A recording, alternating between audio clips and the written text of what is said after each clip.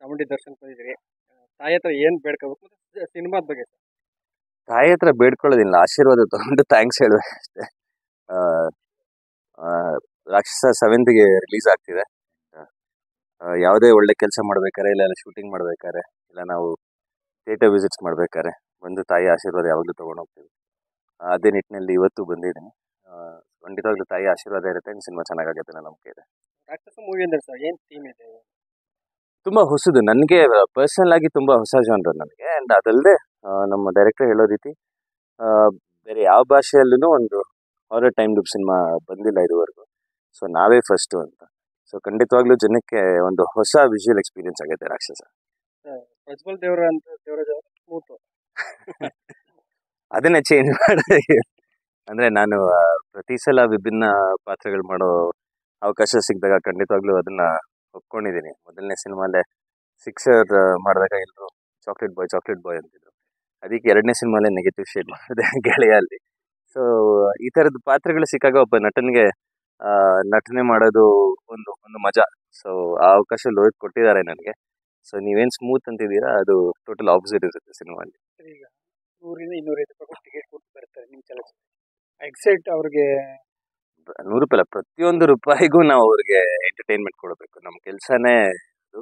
And ಇದರಲ್ಲಿ ಬರೀ ನಮ್ಮ ರೆಗ್ಯುಲರ್ ಆ್ಯಕ್ಷನ್ನು, ಸೆಂಟಿಮೆಂಟು ಎಲ್ಲ ಬಿಟ್ಟು ಒಂದು ವಿಷುವಲ್ ಎಕ್ಸ್ಪೀರಿಯನ್ಸೇ ಹೊಸದಾಗಿರುತ್ತೆ. ಟೆಕ್ನಿಕಲಿ ತುಂಬ ಸ್ಟ್ರಾಂಗ್ ಆಗಿದೆ.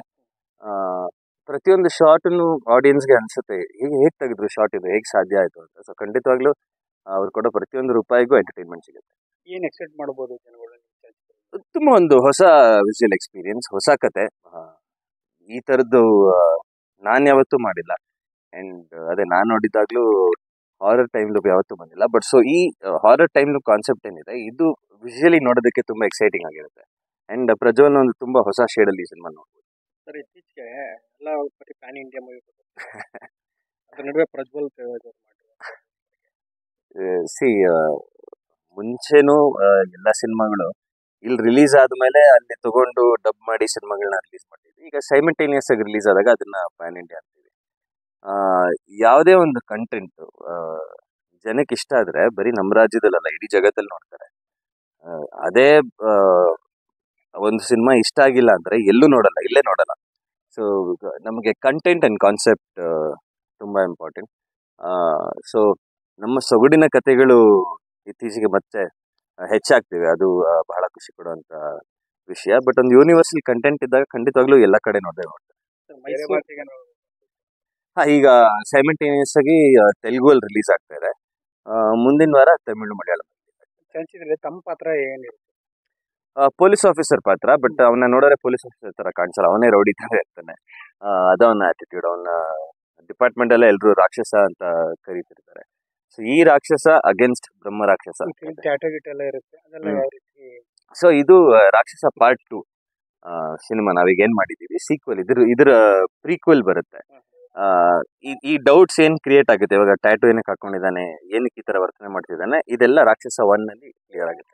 ಪಾರ್ಟ್ 2 ಈಗ ಇದೇ ಪಾರ್ಟ್ 2. ಪಾರ್ಟ್ 1 ಮಾಡ್ಬೇಕು ಇವಾಗ, ಉಲ್ಟಾ. ಆಡಿಯನ್ಸ್ ಏನ್ ಹೇಳಕ್ ಇಷ್ಟಪಡ್ತಾರೆ?